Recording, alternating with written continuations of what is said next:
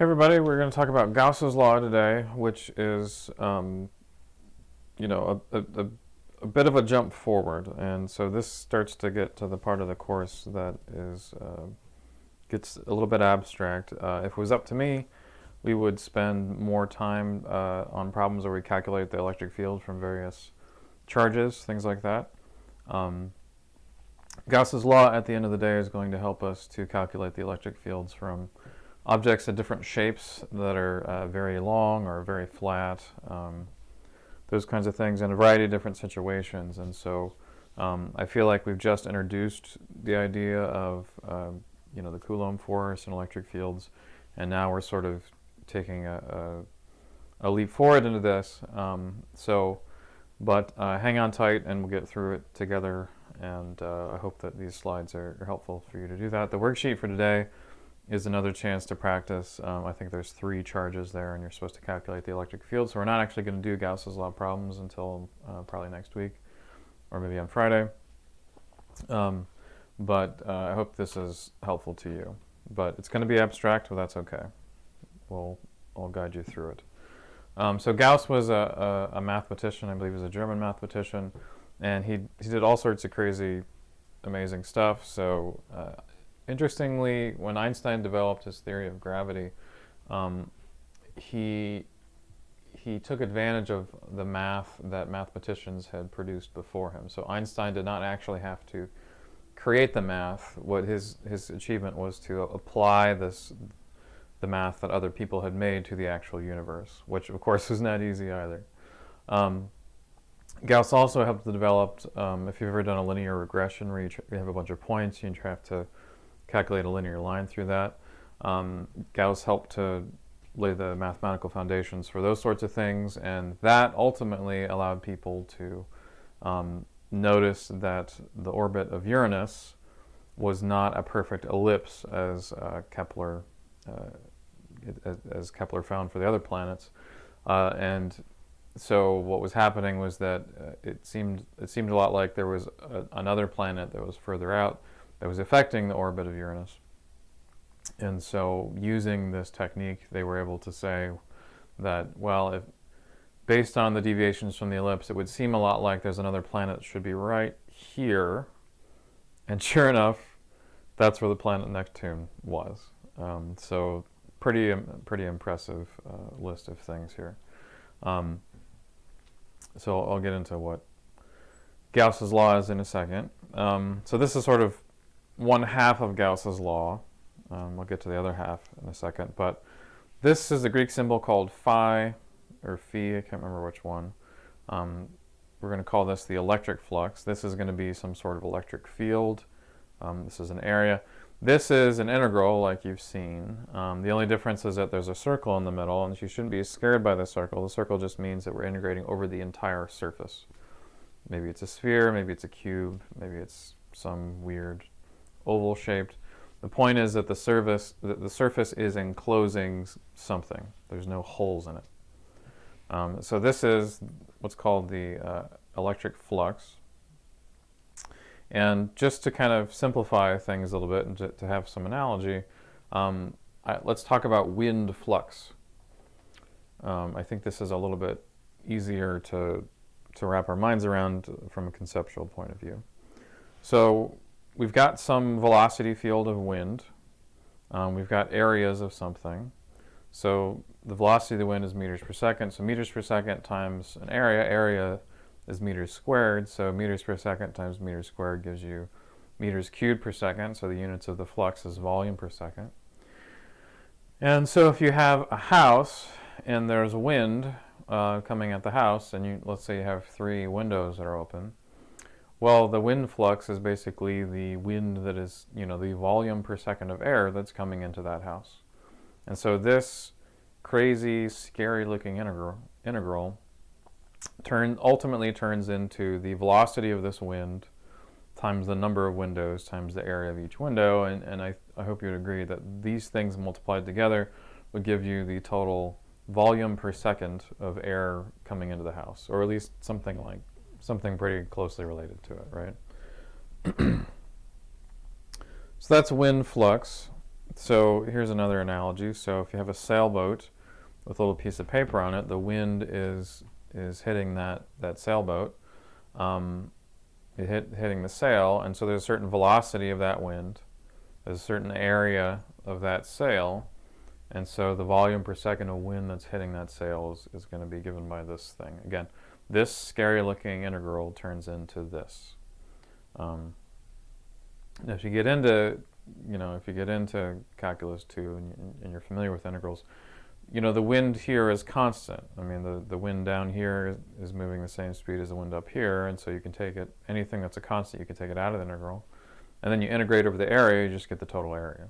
That's part of what's going on here. So again, this crazy-looking integral comes down to something that's not that scary-looking, right? It's just the velocity of the wind times the area of our sail. Now, let's say that the sail is not perfectly flat. Let's say it's bent out like one of these sailboats.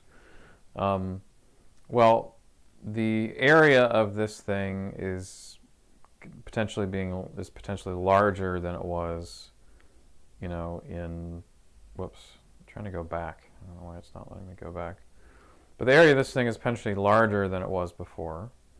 And what's interesting is that the area vector is now no longer just straight flat. So I don't know if you notice this part, but when we say what is this area and what we often define an area vector that is perpendicular to that surface. And so this velocity and this area are sort of pointing in the same direction. I know it's kind of weird to say that because the surface is like this. I don't know if I can do it on my green screen. Surface is like this, right? But again, the velocity and the area are essentially pointing in the same direction if we define the area this way. Now, if the surface is bent, then the area vector always points perpendicularly away from that surface. So now the wind is going this way, but those arrows are only aligned in the middle. The wind is still going this way at the top, and the area vector is now pointing slightly further away, in not exactly the same direction. So what about the wind flux? The wind flux is basically saying that even if this thing is bent, you end up with the same flux of wind, the same cubic meters of wind per second hitting this thing, because the sail is just in a different shape. It's still the same amount of air that's hitting it, right?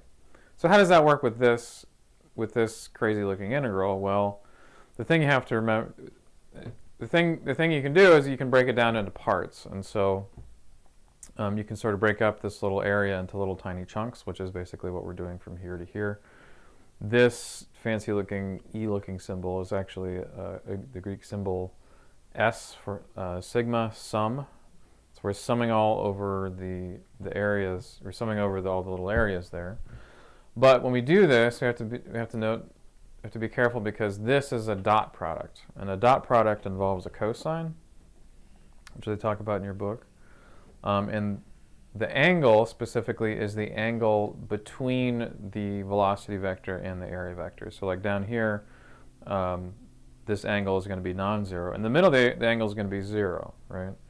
So cosine of 0 is 1, so the middle isn't different. But over here, cosine of something that's not 0 is a little bit less than 1.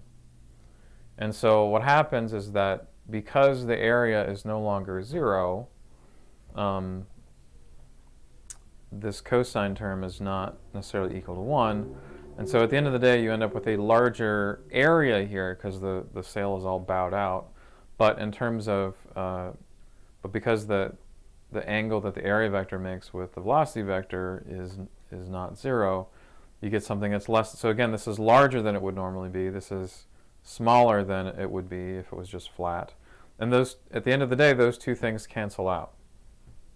So at the end of the day, it's the same amount of, same volume per second of wind hitting the sail, whether it's bowed out or whether it's just straight flat. And so this equation, in a way, kind of encapsulates that. I mean, it's just, on some level, it's common sense. Like if you have something that's shaped like this or shaped flat, as long as it has the same cross section, it's got the same air blowing on it, right? So this equation tries to encapsulate that logic, if that makes any sense. It's a similar thing for solar flux. So there's the sun's rays, and this is the intensity in watts per meter squared of the sun, and it's hitting different parts of the globe, right? And what we can do is we can sort of break up the Earth into little tiny pieces of area here, and we can add all this up, and it's still going to be the same energy per second, right? Because this is watts per meter squared. This is area, which is meters squared. So it's going to be the same watts, which is energy per second hitting the Earth. I mean, it's always again, the same total amount of energy per second hitting the Earth. And this equation kind of encapsulates the wisdom that if you add all this stuff up, it all adds up to be the same. So let's see. And so here again is the area vector. And so you're making some angle with that. And so if you add up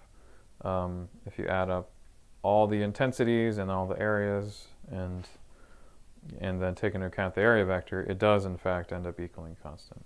Okay.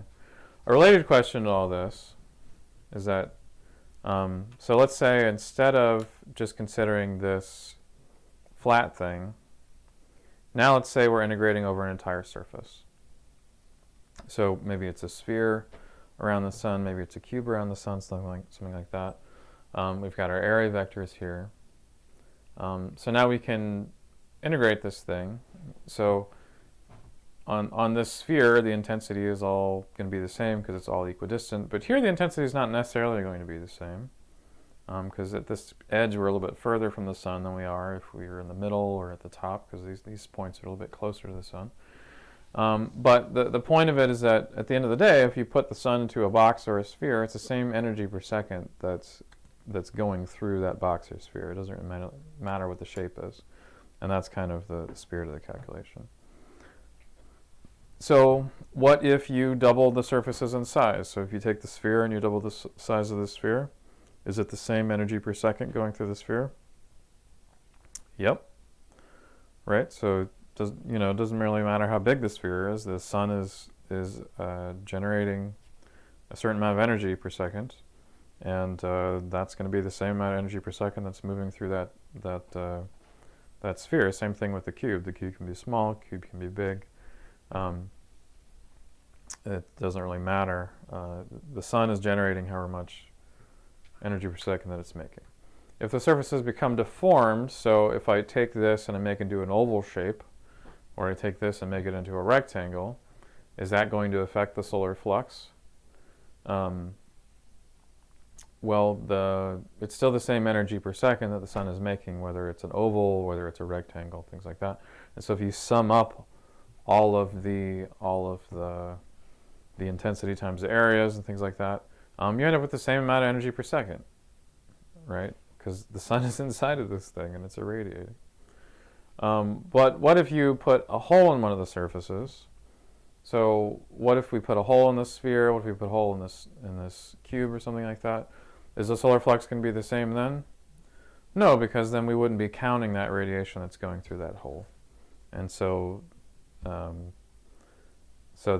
the case where the flux would not be the same. But then again, we're not integrating over the entire surface. So that maybe that makes sense. Anyway, that's the spirit of this idea of wind flux, solar flux, that sort of thing. Now, in electromagnetism, we're going to talk about electric flux. And the thing that I should say is that flux does not necessarily mean change. So in everyday conversation, we say that things are in flux, but that's not how physicists use the word flux. So just because there's an electric flux, as we'll talk about in a second, that doesn't mean that it's changing with time. You can have a constant electric field and it still be electric flux. So nothing's moving in that case, for example. So I had to say that before we keep on using the word flux. All right, so here it is. Here's Gauss's law. We've been talking about the first half of Gauss's law, which is the electric flux.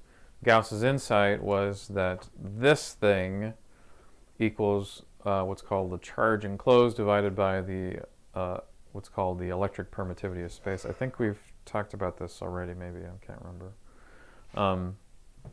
And so this equation, this scary-looking integral, is helpful to us in situations where, for example, we know something about the charge, but we're having trouble figuring out what the electric field should be. So I'll give you some examples of that in a minute.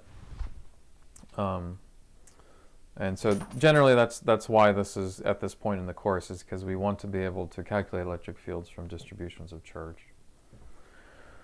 But what we're going to do, before we use it in that sense, why don't we take an example where we know what the electric field is and we know what the charge is, and just make sure this thing makes any sense. Okay, so let's go ahead and do that. So for example, a point charge, and this is in the book. I hope this section heading is right. Forgive me if the chapters have changed. I need to look that up. My dog is here, by the way. He's making some noise. How's it going, buddy? He's taking a nap. So when you have a point charge, you can put this sort of imaginary sphere outside of it. The area vectors from that sphere are always pointing away. And we already kind of know that the electric field vectors are also pointing away. And so those area vectors and the electric field vectors, the angle between the two is always 0, which is really nice. We'll take advantage of that in just a second. We also know that because we're equidistant from the point, that the electric field at all these points on the sphere is going to be the same value, and so it's just a constant. Any constant inside of an integral, we can take that out of it like this. And then we can integrate over the area, right? So this fancy looking thing basically means integrate over the area of this sphere. Does anybody remember what the area of a sphere is? If you forget, it's 4 pi r squared. It's not 4/3 pi r cubed, because that would be volume. The units of that are volume. R cubed is a volume, all right? Okay, so so this is the integral that we have, and Gauss's insight is that this equals the charge enclosed. So how much charge is enclosed in this thing? Well, it's just Q. It's the charge Q that we have. And so I can solve for E like this. All right, so divide both sides by 4 pi r squared. You get that.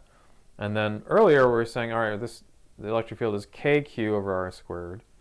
The way we've written it this way, it's pretty clear that k is equal to 1 over 4 pi epsilon naught. So if you go and you Google what is this constant, which is called the dielectric permittivity of space, 1 divided by 4 pi times this actually gives you pretty close to 9 times 10 to the 9. These are actually the same thing, interestingly enough. So in any case, we end up with exactly what we expected. We expected to get E equals kq over r squared, and that's exactly what we got. Now this only works when we can take this scary-looking integral and convert it into something that's much less scary, like electric field times 4 pi r squared. This only happens in situations where there's a lot of symmetry. There's a lot of symmetry here, right? If you have some weird distribution of charge, there's not going to be a ton of symmetry, and this equation, this integral, is not going to reduce to anything that's relatively simple to deal with. So Gauss's law is not always going to be very helpful to you. It's really only helpful in a certain number of cases, and I can actually go through those cases. So we just did the point charge. In a minute we're going to do a uniformly charged sphere. And then we can also talk about a hollow sphere. So if you imagine like a metal shell that's hollow inside, that's charged up. We're going to talk about line charges, cylinders with charge, infinite sheets. Gauss's law works great for these cases. And if you're worried about what's going to be on exam 1, well, Gauss's law is going to be on exam 1, and if these are the only cases where Gauss's law is useful, then clearly one of these, there's going to be, the question on Gauss's law is going to have to do with one of these things. So that's just a heads up for the exam. Now, Gauss's law is not so useful for a variety of things. So if you have a positive and negative charge electric dipole, it's not so useful for calculating the electric field from that. If you have a ring of charge, so let's imagine you have like a metal a metal circle, it's hollow on the inside, that's charged up, and you want to know what the electric field from that is. They actually do this calculation in the book. Gauss's law is not so useful for that. I mean, it seems like it's a situation with a good amount of symmetry, but that integral does not ultimately reduce down to something useful. Now, technically, you're not supposed to really apply Gauss's law to a finite cylinder, a finite sheet, or a finite line charge. We'll talk about later. But if it's a really long thing, even if it's not technically infinite, but it's just really long, well, then you can still use it in approximation, which we'll talk about a bit later. Okay. So let's see. So let's say that I have, just as a quick quiz here, if I have some sort of Gaussian surface that's surrounding some object, something's inside of it, potentially. What can and we're told, or we have some way of knowing that this Gaussian surface has 0 electric flux. What can we then conclude about what is inside of this Gaussian surface? And again, this Gaussian surface is some enclosed thing. So maybe it's a giant oval with no holes in it. It's a box with no holes in it, something like that. What can we conclude about the charge enclosed there? I'll let you think about that for a second. So it's tempting to conclude that there's no charges inside the surface, and it's tempting because if there are no charges inside the surface, well, that will give you 0 electric flux, because the electric flux equals the charge enclosed divided by that constant. So yes, if there is no charges inside the surface, then the electric flux would be 0. So this is not a bad answer, but it's consider the following. Consider the possibility that, remember, it's a charge enclosed, and so if there's a positive charge enclosed and a negative charge enclosed that has exactly the same magnitude but different sign, well, then the total charge enclosed would be 0, but the electric field on the surface would be non-zero, right? So if you take a dipole, you got a positive charge and a negative charge. The electric field out of a dipole is not 0 by any means. We had a whole lecture on how to calculate it. And so that's a situation where the net charge, that's a situation where the electric flux is 0, but the electric field is non-zero. So the answer to this is B, that there's no net charge inside the surface. You can't say the electric field's 0, because it might be an electric dipole inside or something like that. You can't say that there's no charges, because there could be a positive and a negative charge. The only thing you can say is that the sum of all the positive charges inside of it, if they exist, plus all the negative charges inside of it, if they exist, is no net charge. Okay? So I think there's a question on the exam, actually, of there's an X-Men movie from what is now forever ago, where they have Magneto imprisoned in this sort of plastic prison cell where there's no metal, and so a question that's inspired by that is that, let's imagine we have Magneto in prison inside of this prison cell, and we're monitoring very closely the electric flux on that prison cell. So if the electric flux goes up by even a little bit, alarms go off and guards come in, and so on and so forth. Is there any way for Magneto to escape from that prison cell, like he does in the movie, to escape from that prison cell without setting off the electric flux alarm? And the answer to that question is that, well, he could pull positive and negative charges apart and still be able to create these huge electric fields, which might be useful for getting out of the jail cell, without setting off the electric flux alarm, right? Because the alarm only gets set off if people try to smuggle charge to him. But if he sort of separates it himself inside of the prison cell, the total electric flux detector would not go off. Anyway, it's a good movie. The original X-Men movie with Patrick Stewart and Ian McKellen. Check it out. All right, so we've been talking about area vectors as being perpendicular. That's fine. So that's 90 degrees. Let's say that there was an electric field that was at a 45-degree angle. Let's say that it was, this many newtons per coulomb. What is the electric flux through this sheet? Well, you can calculate that. You can say, all right, well, by the way, this probably should be not a circle because we're not doing an enclosed surface, but the electric field's constant, right? So the strength of it is the same over here as it over here, same direction. And so any constant that's inside of integral, we can take that out. And then we're going to integrate over the area. Well, the integrating over the area gives you the total area. You still have this dot product here, though. And so the dot product turns into the cosine of the angle between these two vectors. This is the magnitude now. So the magnitude of the E field, the magnitude of the area. And so the E field is 1.41 newtons per coulomb. The area is 1 meter squared. And then cosine of 45 is 1 over square root of 2. And so this works out to equal 1 newton meter squared of a coulomb, which is the units of electric flux. So that's just sort of an example of I think there might be some questions in the homework along those lines. So let's do another example of when Gauss's law is useful. We did the point charge. The next on the list is the uniformly, let's do the hollow sphere. I think we're going to do the uniformly charged sphere in just a minute. Okay, so we have some sort of piece of metal that is charged up, and we're going to charge it up with positive charge by sort of taking electrons off of it until it's positively charged. And what we want to know is, in the middle of this thing, if you have a sphere that's charged up, it's pretty obvious that in the middle of this thing the electric field is 0, right? Because if the electric field is always the force on a positive charge. So if you have a circle, a true circle, and you're talking about the middle of that circle, the force on this charge, well, all the little forces are going to be, if you had, say you had a point in the middle of this thing, the force on that, if you put a positive charge in the middle, the force on that positive charge is going to be 0 because it's getting pushed every which way, and they all cancel out.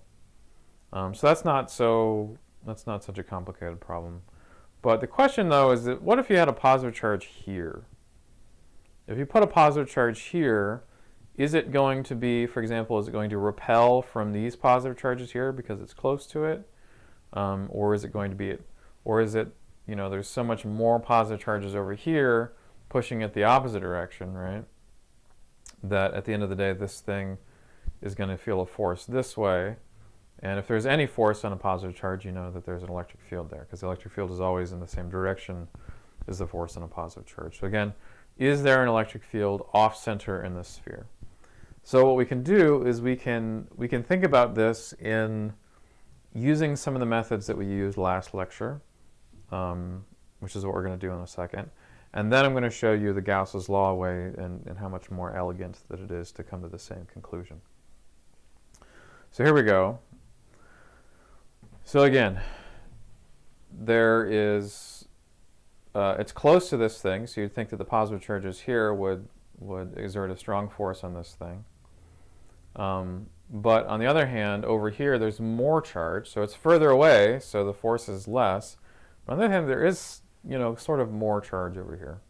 So which side is going to win? So let's think about this. So what we can do is so let's sort of draw these lines here, and let's compare the force from the charge sort of in this part of the sphere to the force from the charge in this part of the sphere. And I hope it's clear that sort of if we make this angle bigger, we can kind of compare bigger to smaller. I also hope it's clear that the force is neither going to be up or down, right?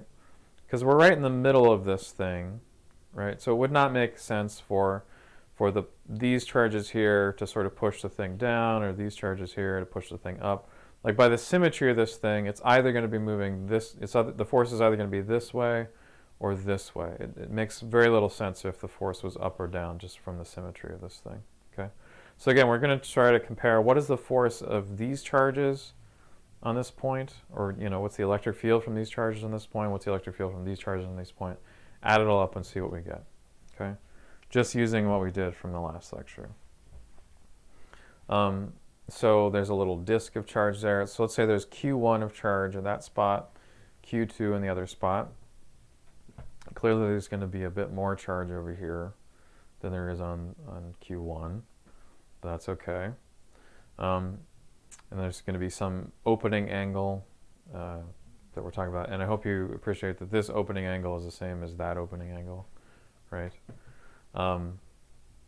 Okay, what, again, is the electric field?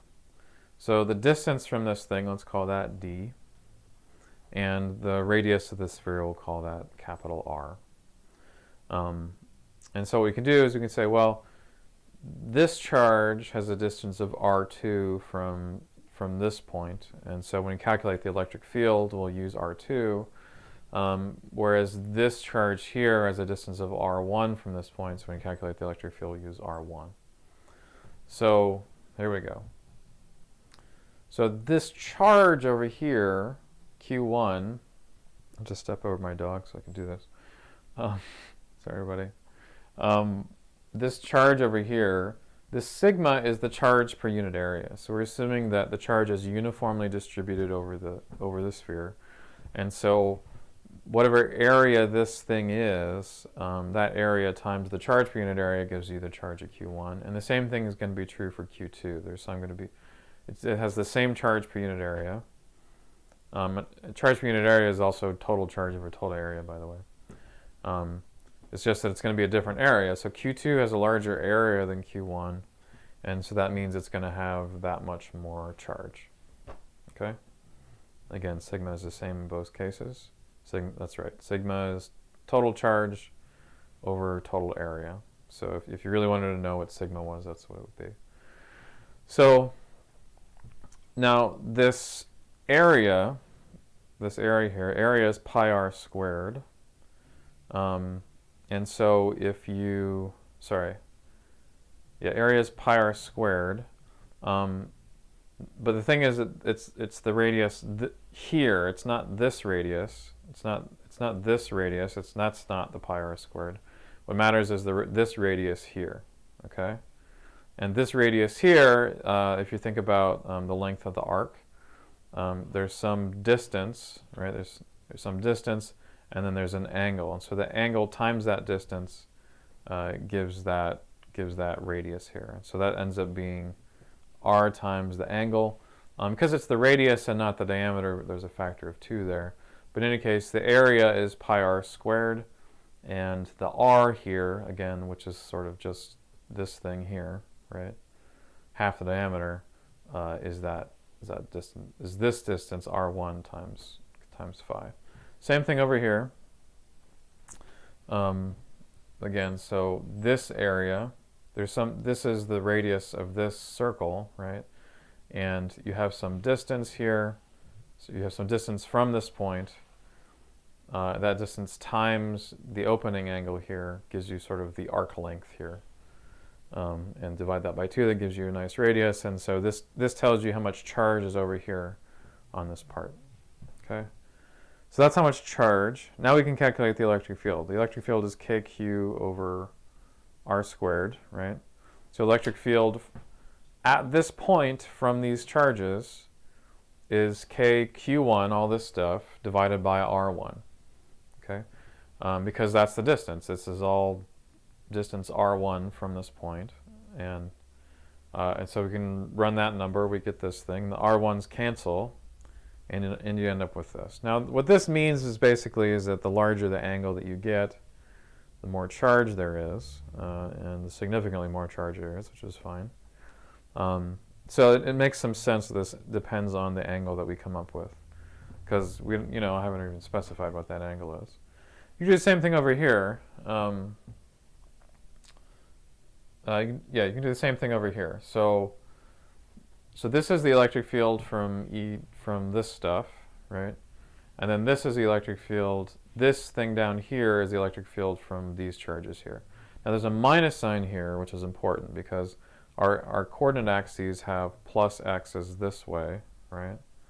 And so these positive charges, if you just had a positive charge there, you think about the electric field from that going in all different directions, well, the electric field from that positive charge would be going this way, right?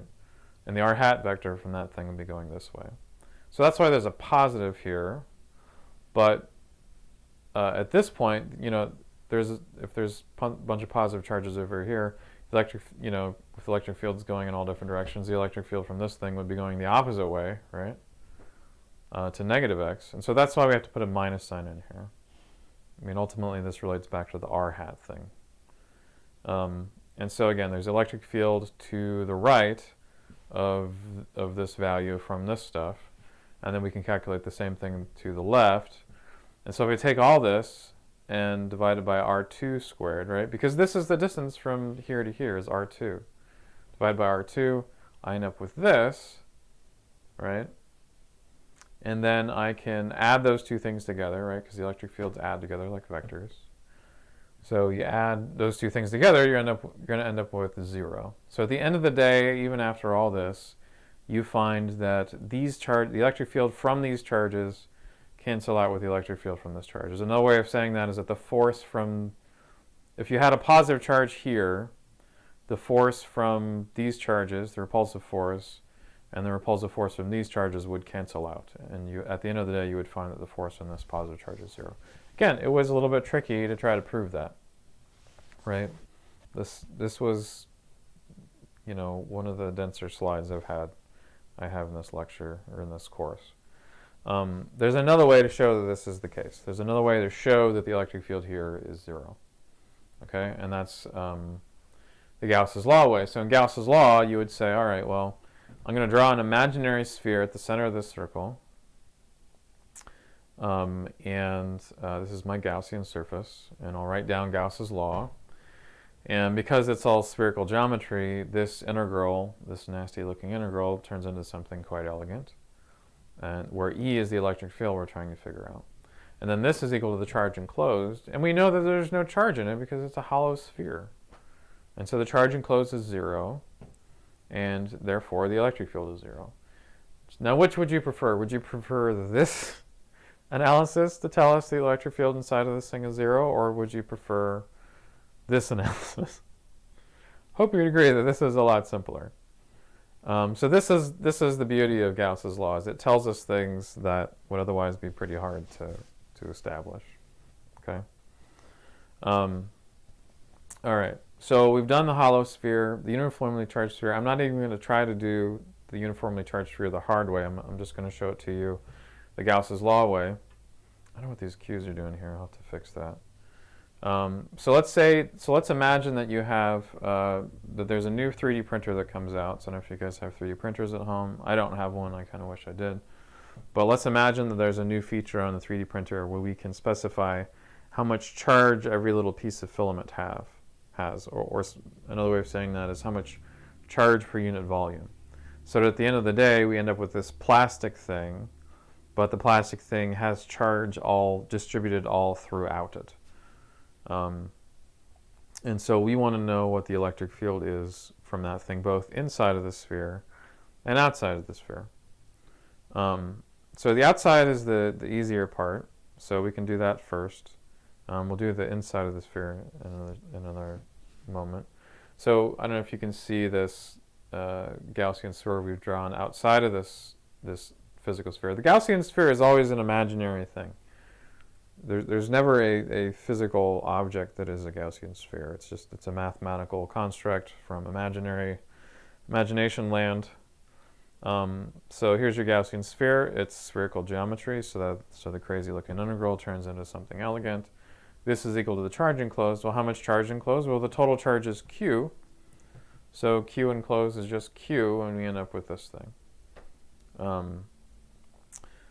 Which, I want to say this is not obvious. Like if I have a point here, and I want to know like how much electric field is at the point here, given the fact that there's all this charge over here, to do that, to add all that thing up, I mean, to chop this up in little tiny bits and calculate the contribution of the electric field to this thing here is not easy to do, right? Because the positive charges here, say, is closer to this thing, and so that produces an extra sort of large contribution in the electric field. But the positive charges that are over here on the other side would give sort of less of an electric field over here. It's not at all obvious that the electric field at this point is going to end up being the same electric field as if all this stuff was concentrated in the middle. Not obvious at all. But with Gauss's law, it can tell us that answer right away. We don't have to do all this crazy integrals and stuff like that. Cool. Now let's do the. I'm not saying this is a surprising result. I mean, in some ways, this result makes a lot of sense, right? Because if you're very far away from this thing, then it does look like a point charge, right? So in that sense, it's not super surprising. You know, if you make Q larger, you end up with a larger electric field. That makes a lot of sense. If you make R larger, your electric field gets weaker. That makes a lot of sense. I'm not saying that this result is surprising. I'm just saying this result is hard to get. If that makes sense. All right, now let's consider the idea that we want to know what the electric field is inside of this thing. So let's imagine that we take our plastic sphere and we take the tiniest little drill bit that we can and we drill to the center of it, and we want to place a little positive charge in there and let it go and see what it does. Now, if I place the positive charge in the sphere and I place it in the very center, then it's surrounded by other positive charges. It's a symmetric situation, so the force on a positive charge at the very center would be 0. That's not crazy. But what if the positive charge was like halfway here, right? The question then, if it's halfway, is, you know, if you have a positive charge here, is it going to be repelled by all these positive charges and overall feel a force that's this way? Or are the positive charges that are like over here, is that going to ultimately shove the thing in the opposite direction, so it ends up getting a force towards the center of the circle? We have to weigh those two options, and one way to do it would be to chop this up into 1,000 pieces and calculate the contribution of the electric field from each one. Or we could do it with Gauss's law and save ourselves quite a bit of agony.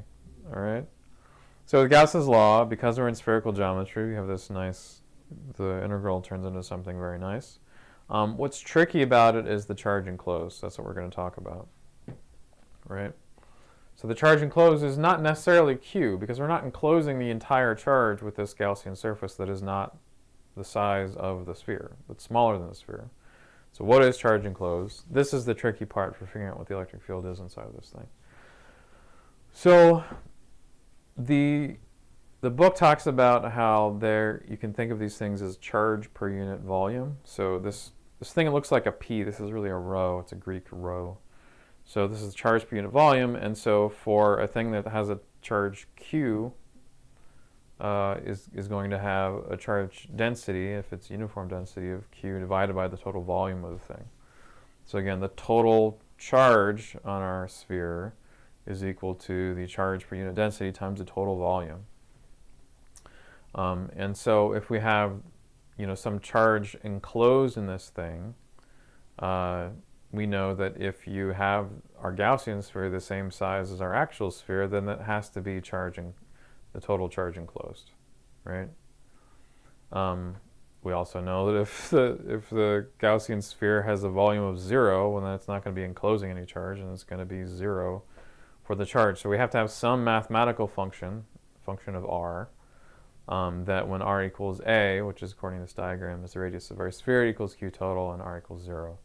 It's 0, and it turns out that this is the right way to do it, which is maybe not so crazy if you look at this thing. But again, the charge enclosed is the charge per unit volume times the volume enclosed.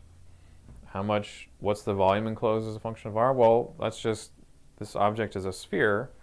The volume of the sphere is 4/3 pi r cubed. So there you go. So again, this is the charge enclosed. So let's take this, put this in the Gauss's law, see what we get. So again, I'm going to stick that into here. And I'm ultimately trying to calculate the electric field. So I'm going to put that into there. And I can divide both sides by 4 pi r squared, so which I'll do in the next line. So it's like that. And then there's a lot of cancellations. There's a lot of nice cancellations. So the pi cancels, the 4 cancels, and then also the cube cancels with the square. So you still end up with a factor of r here. The 4 cancels, the pi cancels. So we end up with something like this. And we could rewrite this if we want to, you know, because we know what rho is. We could rewrite this in terms of like the total charge divided by the total volume, or even put in the total volume as 4/3 pi a cubed. We're perfectly welcome to do that. But the main thing is that it depends on R. The electric field depends on R. So if you went and you plotted this thing, you'd end up with something like this. So this plot from the book shows that the further that you are away from the center, the larger this electric field gets. And it gets larger and larger and larger as you enclose more and more and more charge until you get to this edge here. And then once you're outside of the sphere, well, you're no longer enclosing more charge. You're just getting further away from that charge. And as we showed earlier, kq over r squared is what you get when the Gaussian sphere is outside of the sphere, outside of the actual uniformly charged sphere. So this is what you get, and actually the two match up. You get the same value here. So if you put r equals a here, you end up with kq over a squared, which is exactly the same that you would get if you were doing the sphere outside of this thing, and then reduce that radius to a. So if you can get these two things to agree, that's one of the few ways that you know you didn't screw anything up. These are tricky calculations, I have to agree with you. But the point is that this analysis, I hope you'd agree, is much easier than sort of breaking up the sphere into 1,000 pieces and summing up all the contributions. That would not be very fun.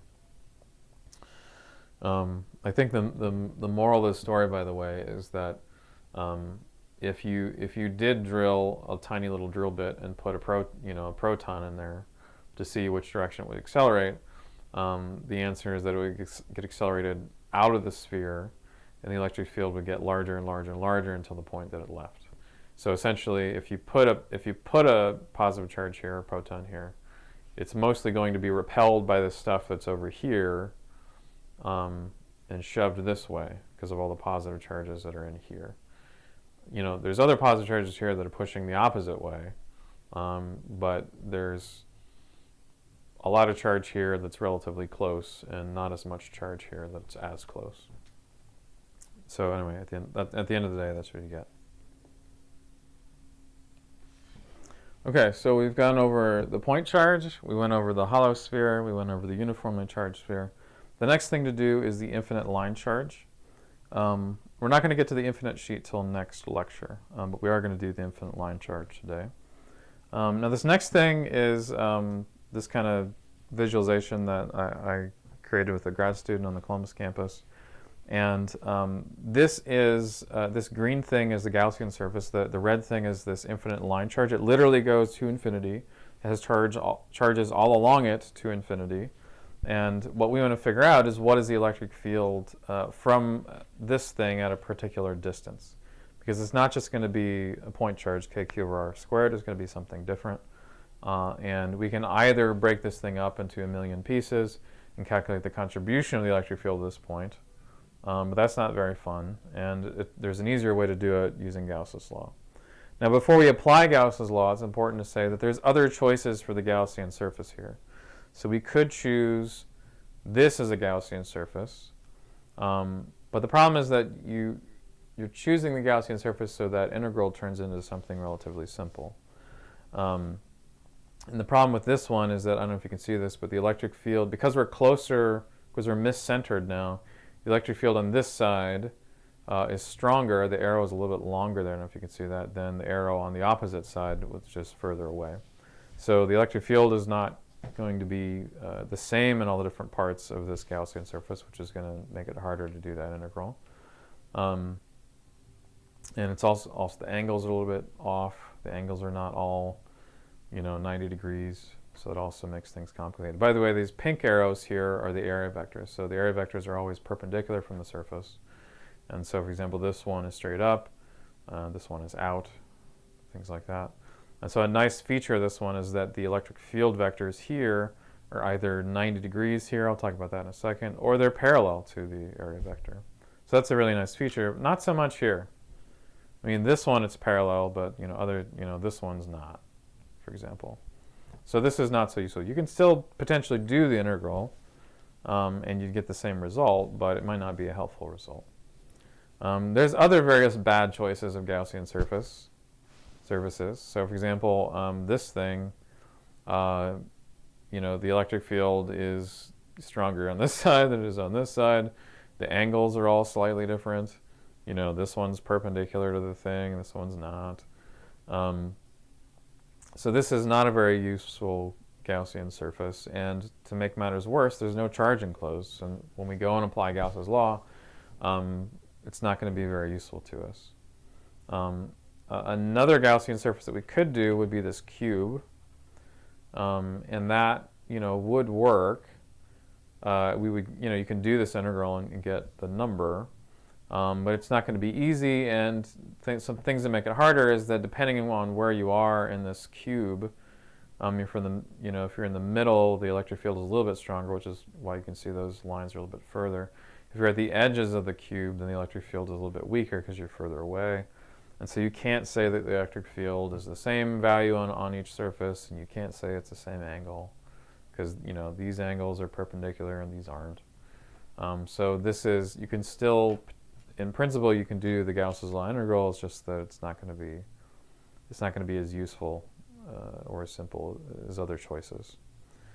So again, our goal is to try to figure out what is the electric field above this thing at some distance, and we're going to use Gauss's law to do that instead of breaking it up into a million little pieces. So the thing to remember is that there's really three different surfaces here. There's the front surface, the middle surface, and the back surface. And we need to calculate the electric flux from all three of those things. Remember, this is the integral over a closed surface. That's what the circle means. And so we can't just skip the ends of it and just focus on the middle. We have to consider that there is Gaussian flux through the ends. So let's consider the front surface, which is this thing. So again, what is this thing for the front surface? What does this integral turn into? Well, the thing about the front surface is that the area vector is like this, but then the electric field vectors are all like this, away from the line charge.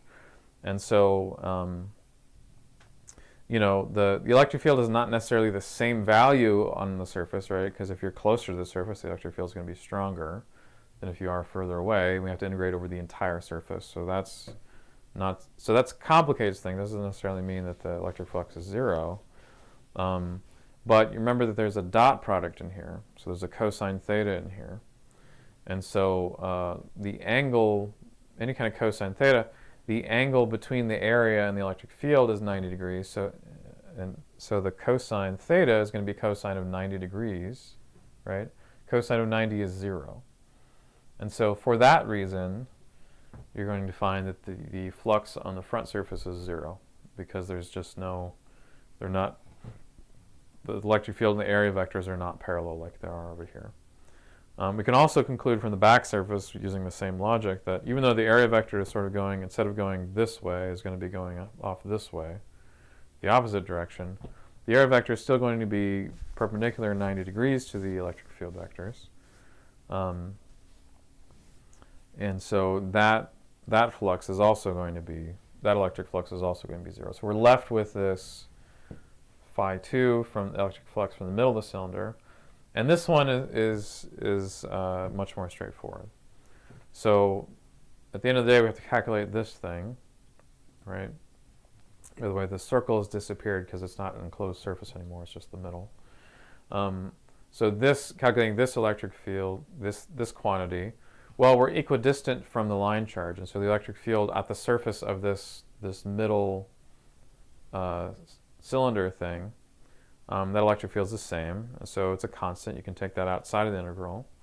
And now you have this thing. This is the integral of all the little pieces of area that's there. So that's just going to be the total area. So you get E dot dA.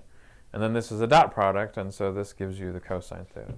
Now, as I was saying before, the angle between the electric field and the area vectors is going to be 0 here, because they're going in the same direction. Cosine of 0 is 1. And so this turns out to be just the strength of the electric field times the area of the middle part of the cylinder. What is that area? Well, it's not 4 pi r squared like it was with the point charge, because that was spherical geometry. Instead, this is going to be a cylinder, which if you go and you look that up, the area of a cylinder is basically the circumference of this circle times the length. The circumference of this circle on the end here times the length of this cylinder there, okay? So it's going to be 2 pi r times that length is what you get for that. So we did it. We took, we had this complicated integral, and we figured out that it reduced down to a relatively simple result. And now we set it to what the charge enclosed is, right? Because that's what we do with the Gauss's law. We do this part, and then we think about the charge enclosed.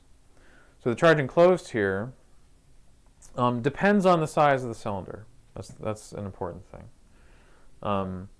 And so the bigger the cylinder, the more the charge enclosed, right? Because this is an infinite line charge. It's infinitely long, and our Gaussian surface is always finite. And so it depends on how much charge we're enclosing. And the important thing is that there is a certain amount of charge per unit length here. And so the longer the length of this cylinder, the more charge it's enclosing. The charge per unit length is usually given by lambda. And so the charge per unit length times the length of the cylinder equals the charge enclosed, right? So you can imagine if length is 0, there's no charge enclosed. That makes sense. So we can stick this into here. And what's interesting is that the bigger the cylinder, the more charge is enclosed. But the bigger the cylinder, the more electric flux is through the surface. And so those two things cancel each other out. The L's cancel. And you end up with something like this. Now what's interesting about this equation is that the electric field is going as 1 over r, whereas for a point charge, if you remember, it goes as 1 over r squared. And so we have a very different dependence of electric field than we did with just a point charge. So it's interesting because with a point charge, you separate the two, and the electric fields and electric forces go down. If you double the distance, they go down by a factor of 4. Well, if you double the distance, if you're trying to figure out what the electric field is as away from this thing, if you double the distance, the electric field goes down by a factor of 2. And the reason for that is that if you go from here to here, doubling the distance, there's this infinity of charge over here, right? So it's not just you're getting away from a point charge is there. There's still this infinity of charge. You're still like somewhat close to. And so the field does not drop as quickly as you would. So this is what we end up with. Earlier in this lecture, we showed that K, the Coulomb constant, 9 times 10 to the 9, is equal to 1 over 4 pi epsilon naught. And so we can actually rewrite this with the K there. So we can just rewrite. If you prefer K, you can rewrite it like this. So sometimes you'll see this, like on the homework, you'll see 2K lambda over r. So that's where that comes from in the homework. All right, now the next lecture we'll talk about uniformly charged cylinders. We'll also give you a worksheet on uniformly charged spheres, things like that. The idea there is that even though it's finite, it's still pretty long, and we can still assume at least approximately that the electric flux through the two faces are maybe not close to 0, but we can assume that it's much less than the flux from the middle, is what we would do. Yeah. So instead of saying 1 and 3 are exactly 0, we'll say that phi 2 is much larger than either one of those. So that's what we're going to do on one of the later classes. There's sort of variants of this question. So again, in the next lecture, we'll talk about. So you can imagine it, instead of having a line charge, you might have sort of a plastic cylinder that's filled on the inside, that has charge all through the inside. So similar to that plastic sphere that had charge uniformly distributed through it. That's another question that's fair game for the exam that we're going to work on in class. But that's what's coming down the pike. Now, the last part of this lecture is not so much a Gauss's law question. It's more it uses the electric field from the line charge. But I found this question in the homework particularly mystifying, so I wanted to give you some advice on doing it. We have a finite length charge rod that is next to an infinite length charged rod. So this charge rod goes all the way up and down. And what we're trying to do is to figure out what is the overall electric force in newtons from this charge rod on this charge rod.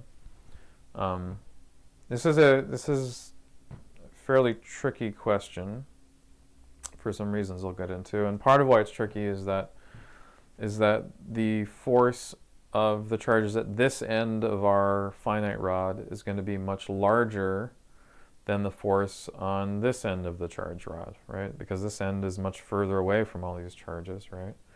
But we have to somehow account for that, and we have to come up with an overall force on this thing.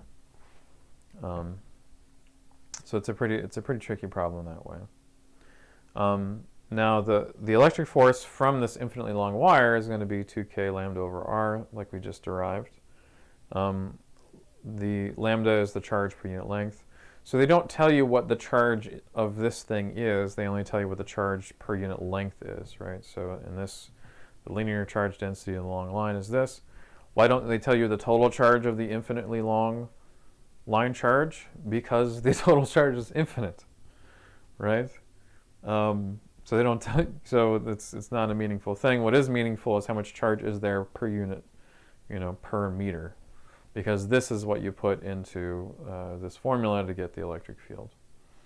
So what we're going to do is we're going to break this thing up into a bunch of little pieces.